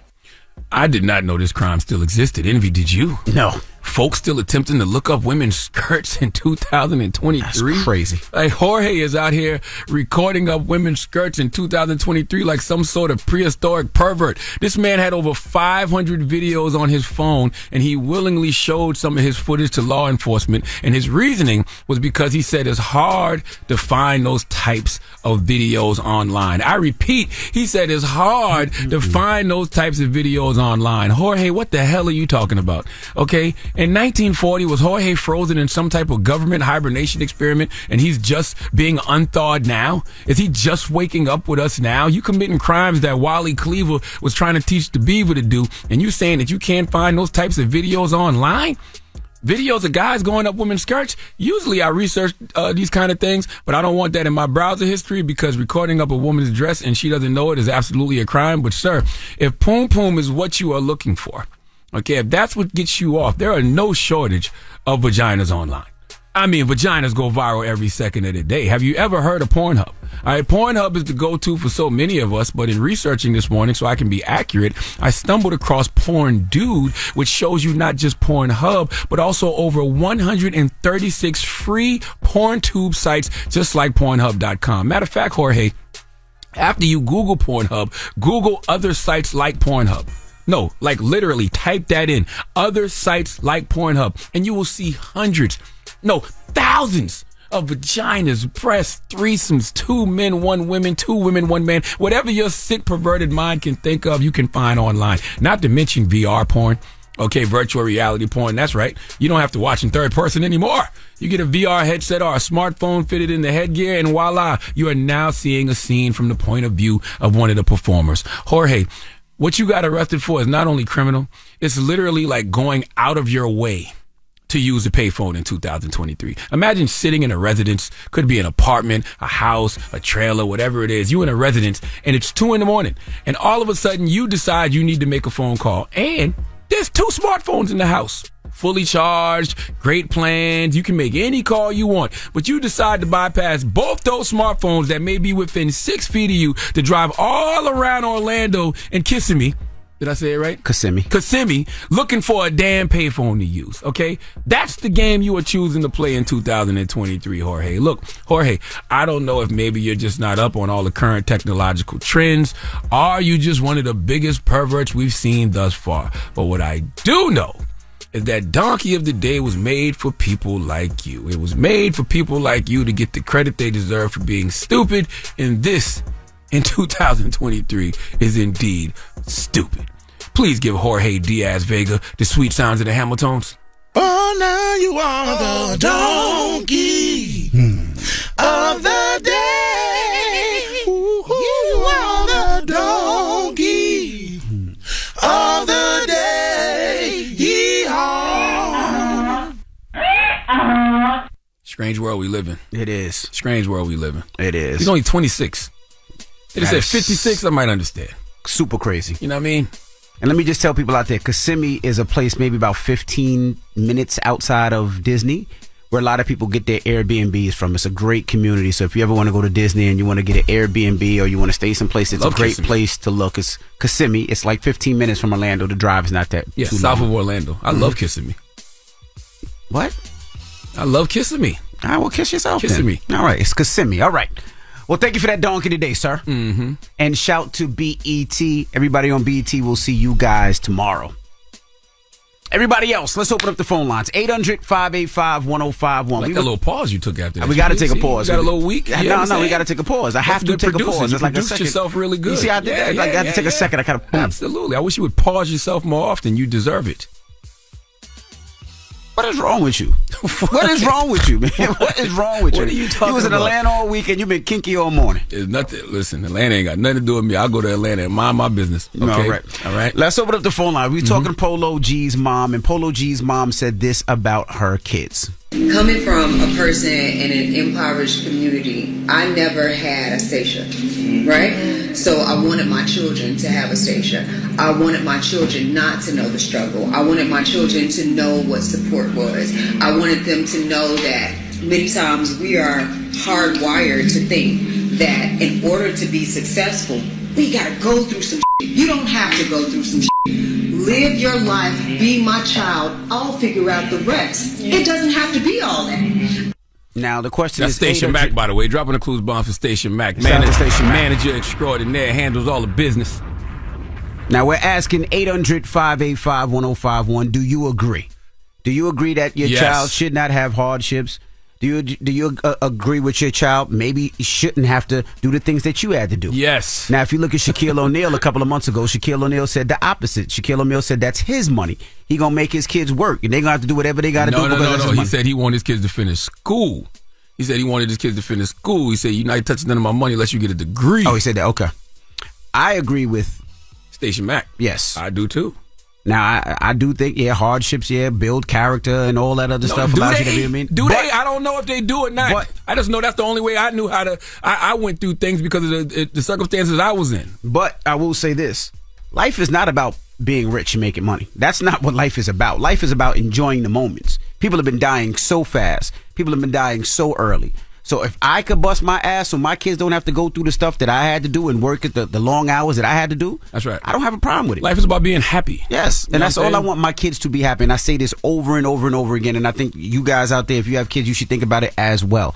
You just want to be happy at the end of the day. And I tell my kids all the time, I don't care what you want to do in this world. Just be happy. That's right. And success is subjective. Yes. You know what I'm saying? There's somebody out there right now making $30,000, $40,000 a year, but they got a place to stay and they got food on the table and they are happy. And on the flip side, there's somebody out there making $40 million a year and they waking up stressed out with all types of problems and, they depressed and got anxiety, all types of stuff. You're right. So it's all about being happy at the end of the day. So let's open up the phone lines. 800-585-1051. Do you agree with Station Mac?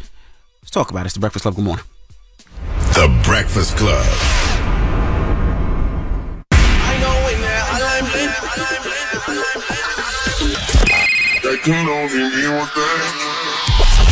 Call me. Add your opinion to The Breakfast Club topic. Come on. 800-585-1051. Morning, everybody. It's DJ NV, Charlemagne the Guy. We are The Breakfast Club. Now, if you're just joining us, we're talking about Polo G's mom. She said this recently during an interview, and we're just taking your thoughts and comments on it. Coming from a person in an impoverished community, I never had a station, right? So I wanted my children to have a station. I wanted my children not to know the struggle. Many times we are hardwired to think that in order to be successful, we gotta go through some shit. You don't have to go through some shit. Live your life, be my child, I'll figure out the rest. I've done enough. You didn't even ask to be here. So if you're gonna be here and you're gonna stand 10 toes and you're gonna make the grades, I will be your mom. I will be the supporter. I will be the financial backing, and just live and be. So we're asking 800-585-1051. What are your thoughts? I agree with Station Mac. And, you know, we have these type of conversations in my house, man. What's the point of building all these businesses to have your children, you know, go work for somebody else? Like, my oldest is on payroll with me now. And no, I don't want my kids to have to struggle.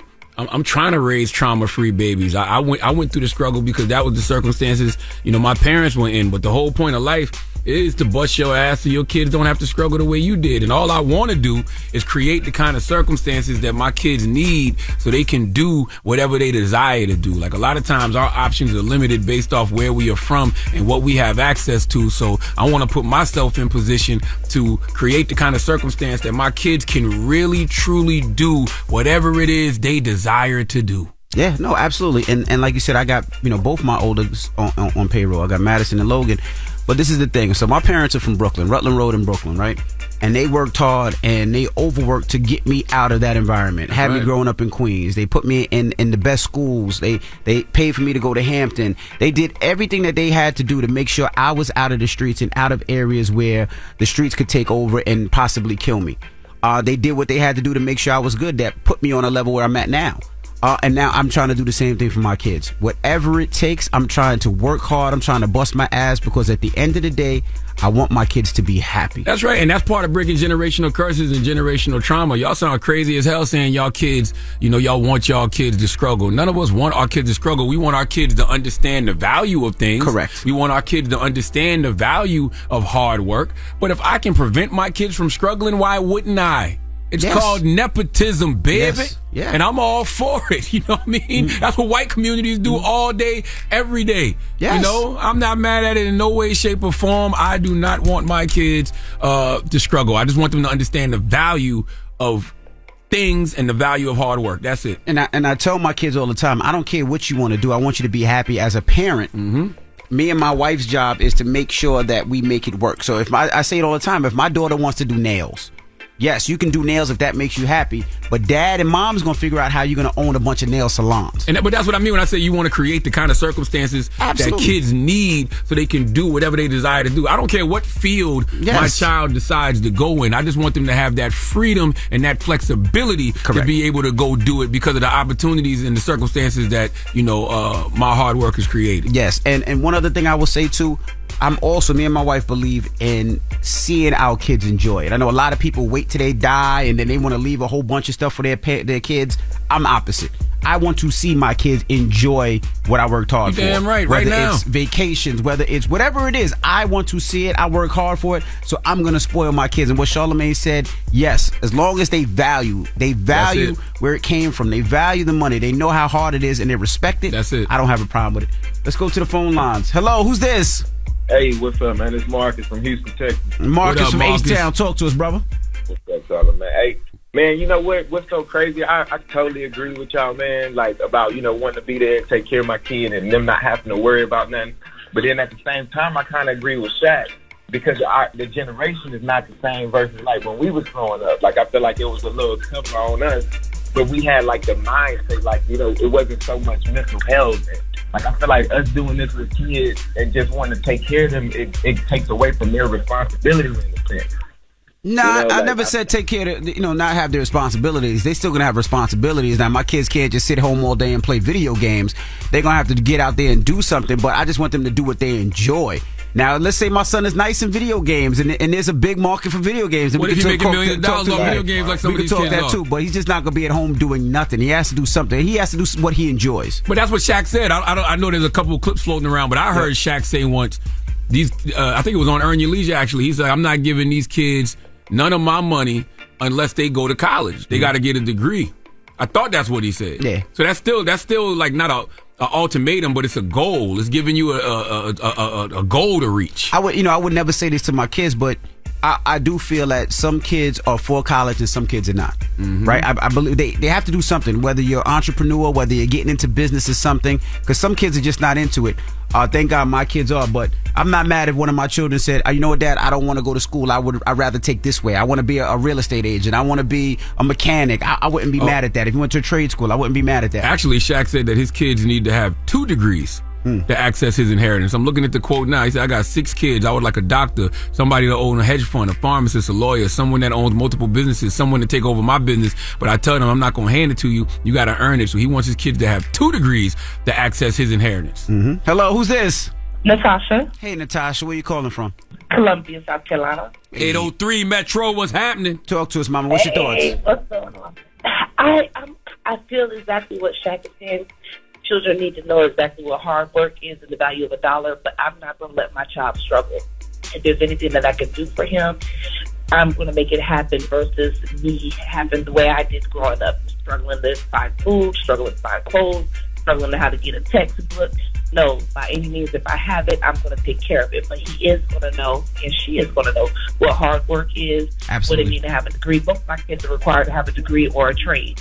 It don't have, it don't have to be, a 4-year degree. Somebody needs to get a 2-year degree in a trade, and I got a son that goes to college. I respect that. He's graduating this year. I just said the same thing. It doesn't have to be necessarily a college degree, but it has to be a trade, something to further that education with whatever they want to do. Respect that. I'm with you. I respect that so much. Yes. Something they can stand on and work. Thank y'all. And Thank you. Love you too. And you're teaching your kids the value of hard work. You're teaching your kids that nothing comes easy. You're teaching your kids that nothing comes for free. Right. You know what I mean? Like, I had to bust my ass for this, so now I need you to put in some work so you can get access to this. Right. And I also think, we focus too much on the dollar sometimes, and sometimes it just has to be happy. And I'll be honest with you. I know you're probably like, yeah, Envy, you're saying that, but this is the thing. I love this. Like, I love music. I love DJing. I love producing. I love talking to you on the radio. I would do it for free. I hope my bosses ain't listening because I love it that much. Charlamagne said, I ain't doubling down. I feel the same love for it. I'm not doing it for free at 44 years of age. I'm not saying that now, but I would have did it for free when I was. We did 50. Do it for free. Ain't right. no would have. Right. We did do it for free. What are you talking about? Right. We had internships. I worked for Wendy for 1.5 years and never received a paycheck. What are you talking about? You right? I work for free too. Yeah, yes, all right. You did do it for free. You right. All I'm saying is, but all that did was, even though we love something, it taught us the value of hard work. And I think that's all we really want to do, is instill in our kids the value of hard work. We don't want them to have a sense of entitlement. Correct. You know what I mean? Now, on the side, let me ask you a question. For all these interns now that get paid, do you think they feel it the same way? Because we didn't get paid. There was no payment. Like, when I was doing mixes and doing shifts, I didn't get paid. I'm gonna be honest with you. I don't think you find your love for something if there's a dollar attached to it. I think agree. that you have to recognize opportunity when there's not a paycheck attached to it. Because I didn't get paid, but I still wanted to go every day. That's how much I loved it. And it wasn't like there's a check at the end of it. I just wanted to do it so bad. Yeah, I don't know if you can truly find your love for something if there's a dollar amount attached to it. I could be wrong. You know what I mean? But I don't know if you can truly find your love for something if you're still getting a check for it. If that's your motivation to show up every day, if that's your motivation to show up on time, if that's your motivation to work hard, I'm not sure. Right. I don't know. 800-585-1051. If you're just joining us, we're talking about Polo G's mom. He was talking about basically creating a lifestyle so their kids wouldn't have to struggle. Isn't that the whole point? I can't even believe people are arguing that. I don't want my kids to struggle. Station Mac is absolutely right. But let's talk about it when we come back. It's The Breakfast Club. Good morning. The Breakfast Club. 051 to join into the discussion with The Breakfast Club.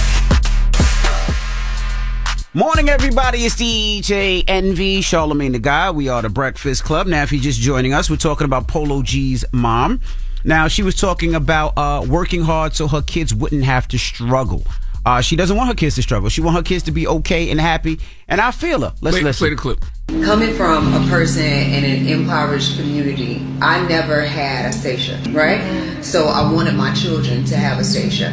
I wanted my children not to know the struggle. Many times we are hardwired to think that in order to be successful, we gotta go through some shit. You don't have to go through some shit. Live your life, be my child, I'll figure out the rest. I've done enough. You didn't even ask to be here.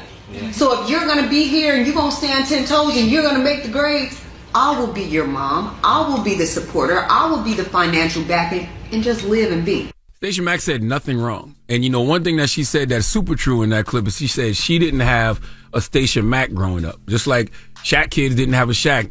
Envy, your kids didn't have a you. My kids don't have a me. We are here to break all generational curses, and those generational curses are also financial as well.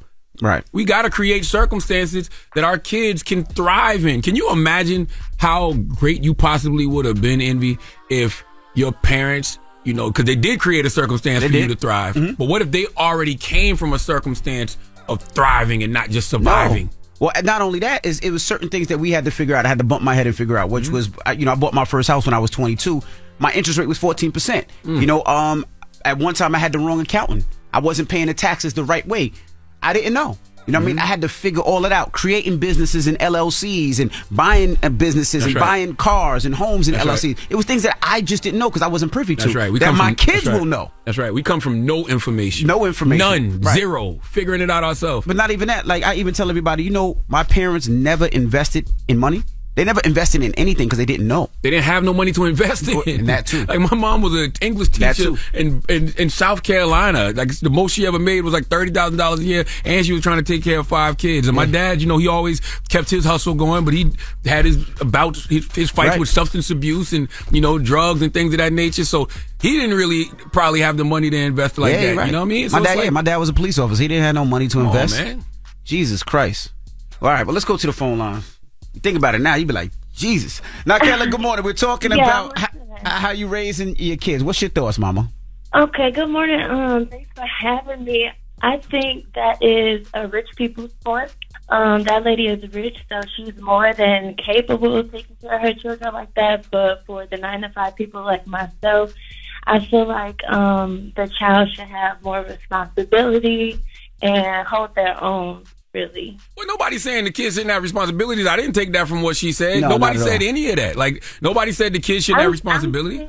I'm saying they shouldn't, like, just have a handout. Like, you getting $1,000 a week just because you're getting good grades. I feel like they should, I don't feel like they should have to struggle, but they should work for their money because that's how it's going to be when they become an adult. When they don't have their parents anymore, they're going to be looking for that guidance and handout from the world, and that's just not how the world works. I got my daughter on salary right now. It's like $13,000 something a year. She gets that money based off what she does at the house. She's got chores she needs to do at the house. You know what I'm saying? And she acts sometimes as me and my wife's personal assistant at the house. So she has things that she has to do in order to get that money. I'm not just giving it to her. Yeah, my son and my daughter, they're both on salary, and it's in the same thing. They have things that they have to do.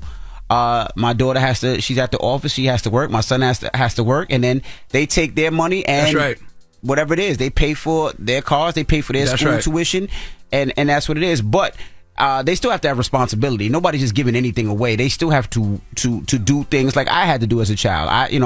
My kids don't gotta wash dishes.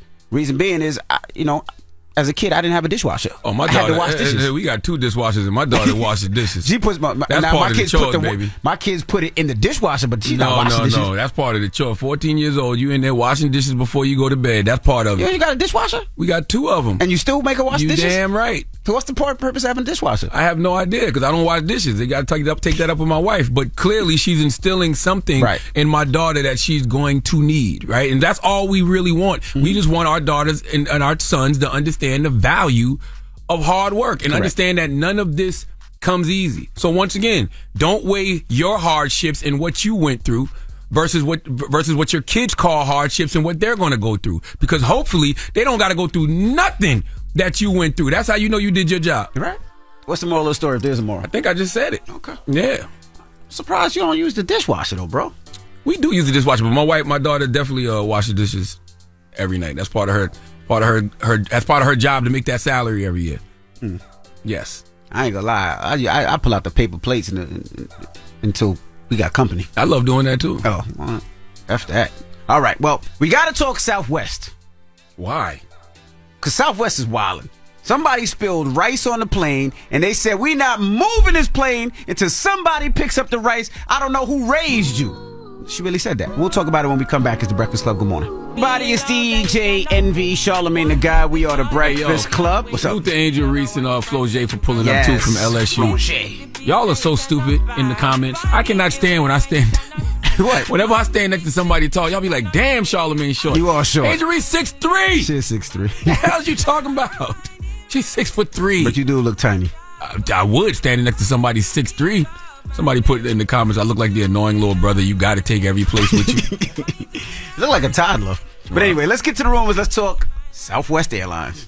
Rumor has it, rumor has it. Call out a name, or you gossiping, or you chatty patty. I'm gossiping. This is the Rumor Report. I mean, I guess we on the Breakfast Club. This is where the tea spills, right? Yes, on the Breakfast Club. This is so classic. Now, a Southwest flight from Atlanta to Houston, so you know that was a black plane. One black city to another black city was delayed. Last week, after a flight attendant allegedly refused to let the plane take off to somebody who dropped rice, pick up the rice in the aisle. That sounds like somebody black mama, somebody black grandma, somebody black aunt. Ain't nobody doing nothing until y'all clean up this damn room. Ain't nobody doing nothing till somebody clean up this damn kitchen. Who spilled the rice on the floor? That's what she said. Ain't gonna be no TV, no YouTube, no tablet, no nothing till you clean up this rice. Now, the passengers on there said that they went from row to row trying to find out who dropped the rice. Like, I guess who had containers of the rice. She even got on the loudspeaker and was like, "Who raised you?" Like, who? Like, listening to too much TK Kirkland. Let's play the audio. I didn't see it happen, but apparently one of the last passengers to board spilled a large amount of what looked like some sort of Asian fried rice situation. Lord have and mercy. the flight attendant was really, really mad about it. She went up and down the aisle and asked each passenger one by one, loudly, who spilled the rice. Another flight attendant came and put a paper towel on it and again said, "We are not leaving this gate until someone cleans up this rice." She gets on the loudspeaker, says again that we're not leaving until this rice is cleaned. So she cleans the rice, but the entire time she's yelling at all the passengers about how nobody was raised right and how disappointed she is in all of us. What if it was somebody from the last plane? What if it was somebody from the last plane? Because the flight gets cleaned. It gets cleaned every flight. They said it was probably it was the last one of the last passengers to come on a plane that dropped it. Why she had to emphasize the Asian fried rice? How you know it was Asian fried rice? Thank God nobody was Asian on that plane because the amount of profiling that would have happened. Jesus Christ! How she know what type of rice it was? That's wild. But the plane, she had to wind up cleaning it up herself, and then the plane finally took off. So shout out to Southwest Airlines. I didn't know. I honestly, truly, I think you should clean up your area, but I mean, some things you just can't clean, but so much. You know what I mean? You probably can get some of the rice up, but damn, can't get every kernel. Yeah. Well, let's go over to Pete Davidson. All right. Now, Pete Davidson's in the news yesterday. He was at the Knicks game, and a fan was seen trying to put his arm around him, and Pete Davidson pushed the fan off of him. That's because they only showed the short video, and this is why I hate some of you guys some of the times. Now, this fan put his arm around Pete Davidson not once, not twice, but 3 times, trying to take a picture or whispering something in his ear. The last time Pete Davidson did what I would have did the first time. Get your arms off of me. Get your arms around me. So Pete Davidson pushed the guy away like he should have. Yeah, we don't know what that guy said. That guy might have said something about his penis in his ear. You can't just come up to no man, put your arm around him and whisper something about his penis in his ear. Well, I don't know what he said, but he had his arm around Pete Davidson 3 or 4 times, and Pete, the first time was nice, the second time was nice, but the third time, like, get the fuck off me. Here's one thing I know for sure: Pete Davidson don't bother nobody. No, you know what I'm saying? No, he doesn't. He's not even that kind of person. So if his self-preservation kicked in, where he felt like he needed to shove somebody, I would probably side with Pete in that situation, even though I don't know the situation. Yeah. But knowing Pete, I know that he's not that type of person. And also, Pete was driving with his girlfriend, allegedly, because I don't even know if that's his girlfriend, but that's what they're saying. He was driving through Beverly Hills last month, and they're saying he lost control of his Benz, and it drove through someone's yard and crashed into the side of someone's house. Huh? Yeah, they said that happened last week. It was on TMZ. Last week? Mm-hmm. They said no one... Yeah. I didn't hear about that one. No, sorry, last month. They said that no one was injured. They said he wasn't cited at the time for the crash, but there was no drugs or alcohol factor. So it was just a mishap. He just lost control. What's that got to do with today? With the push? No, that's both of them. It was 2 Pete Davidson stories. From one Pete to the next Pete. Okay. And lastly, we reported Friday that YSL attorney was arrested for having prescription drugs. Now, at first they said they believed he was sneaking the drugs in for his client, but they're saying it was his prescription drugs. That it was his drugs that he got arrested for. So, you got audio of it?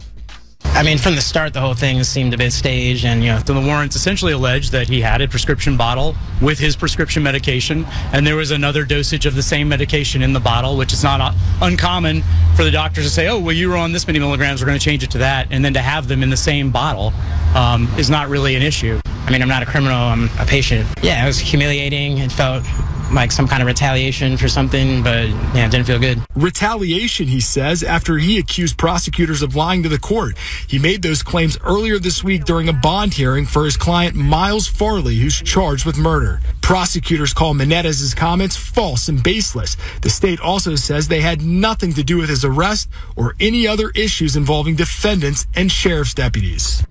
So question, why wouldn't you say that from the beginning? Like, soon as they about to arrest you, why wouldn't you say I got a prescription for those? I think he did.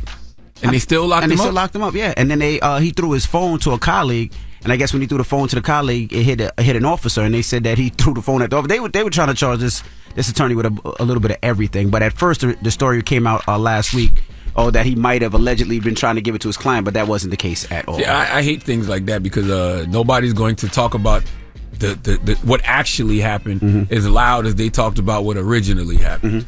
You know what I'm saying? So nobody's going to say, he had a prescription for that. You're not going to hear that as loud as you heard, lawyer in the YSL case tried to slip one of the members of YSL some drugs. Yeah, that's why I wanted to report it, just to make sure that was cleared up. And also, I didn't know this. I didn't know if you're ever traveling and you have prescription drugs, you're supposed to carry it in the original container. That's what I do all the time. I didn't know that. Yeah. Because sometimes when you go on a plane, I don't want to carry the big bottle. I just put it in an envelope or put it in something small so I could put it in my bag. I didn't know. But yes, you have to have the original container with the prescription and your name on that container, because if not, it could be a problem for you. That's what I mean, number one, first of all, if you're taking your stuff out, you probably got some illegal drugs. If you got them in just a baggie or something. No, but I keep mine in my prescription. See, I put mine in a Ziploc, though. When I travel, I put mine in a Ziploc. What you on? Remember when I had this stuff to spray in my nose, to clear my nose? The pain pill. It's not a pain pill. It wasn't a nerve surgery. But it was like this thing that you're supposed to put in like a water and spray it up your nose. But I would carry that in a Ziploc. I would carry the big ass cases. I definitely keep my... You just pulled yours out of a Ziploc. Pull this out no damn Ziploc. I had it in my bag. But this ain't. I keep my cholesterol medication in this prescription. It's bottle. Oh, okay. All right. Well, that is your rumor report. Up next, we got the People's Choice Mix. And again, reminding you guys, May 28th, My Car Show in Memphis. We're doing it for Young Dolph. We're going to have Dolph's whole fleet. It's going to be an amazing time. Kids 5 and under are free. If you haven't got your tickets, get your tickets. It's The Breakfast Club. Good morning. The Breakfast Club. Your mornings will never be the same. Your company has goals this year. Find the right people to help you achieve them with ZipRecruiter, where 4 out of 5 employers get a quality candidate within the first day. Try it free at ZipRecruiter.com/breakfast. That's ZipRecruiter.com/breakfast. Morning, everybody. It's DJ Envy, Charlamagne the Guy. We are the Breakfast Club. Shout out to BET. This was week 1, right? Yes, this was week 1 of BET. Feel like it's been longer than that. No, it's because they've been here practicing, and we've been... they've been here for a while. They've been in the building a while before we started this week on BET. Right, yeah, practicing and getting things right. So shout out to the whole BET staff. We appreciate you guys. And don't forget, you can catch us on BET every morning at 9 a.m. Just turn us in. That's right. Tune us on. Everybody, it's DJ Envy, Charlamagne the Guy. We are the Breakfast Club. Now, Charlamagne, you had a successful weekend out in Atlanta. Man, I do, man. First of all, I want to salute everybody who came out to the first ever Black Effect Podcast Festival. You see me holding my Black Effect hat up that Mitchell and Ness did because, we sold those for the first time ever this weekend at the Black Effect Marketplace in Atlanta, man, and everybody was grabbing them. So salute to everybody who, just came out. Can't wait to do it again next year. And I really got to salute to Nissan, because Nissan partnered with the Black Effect Podcast Festival to further highlight an initiative we did last year called the Thrill of Possibility Summit, man. The Thrill of Possibility Summit was an event where we invited a whole bunch of HBCU students to hear from a whole bunch of people who graduated from HBCUs, HBCU alumni, and the things that they're doing in their life and their careers now, just to, give these kids some positive inspiration, possibly, find some new mentors. And we also had a 15-minute panel at the Black Effect Podcast Festival with Nissan that was moderated by me, featuring Lene Jackson from Nissan and 3 students that were at the Thrill of Possibility Summit, man. They spoke about how Nissan's Thrill of Possibility Summit was a life-changing event and helped them to achieve the next step in their career. Nissan also hosted the Black Effects Pitch Your Podcast Lounge, where attendees had the opportunity to record their own podcast, and it was powered by the 2023 Nissan Ariya. Okay, and that was on display for the attendees who went to the lounge. And the podcast festival, you know, it just simply would not have happened without the partnership and collaboration with partners like Nissan. So Nissan, thank you. Okay, as a proud former Maxima owner who's probably about to buy him another Maxima for the summer. You don't need that. Why? Pathfinder. The Pathfinder. I got a Pathfinder. But see, I already got a truck though. I got my 2004 Escalade with 300,000 miles on it. I want to get the Nissan Maxima. I had a Maxima not too long ago, like in 2010. Pathfinder though got three rows for the kids. I use it all the time when I take the kids to baseball, all the sports stuff. Throw the kids in there. What's so funny is my guy Tommy used to own a Nissan dealership, and so he let me hold a Nissan Maxima. And so I was driving a Nissan Maxima. Did you ever give it back? It was like 06, 07. Yeah, I gave it back. It was like 06, 07 actually. Yeah, it was like 06, 07. So salute to Tommy. And salute to Nissan, man. Just thank you. Shout out to Nissan. All right. When we come back, we got the positive notice, the Breakfast Club. Good morning. Morning, everybody. It's DJ Envy, Charlamagne the Guy. We are the Breakfast Club. All right. Now, we got a shout out to Angel Reese for joining us. That's right. And Flo Janae. I don't know why I keep saying Flo Janae. Flo J. Salute to Flo J. And you got a positive note? I do got a positive note, man. Oh, I also want to tell y'all, make sure y'all go check out me and Envy, man. Me and Envy, we pulled up to South Jersey and we did the $1 million worth of game podcast with our good brothers Gilly and Wallow, man. So make sure you go to $1 million worth of game YouTube and check out that conversation, okay? Now, the positive note is simply this. If you want to support people with their mental health, be willing to believe in things you cannot see, be open to the idea that people experience things you know nothing about, and accept that your personal lived experience is not the only lived experience. Breakfast Club, bitches! Y'all finished or y'all done?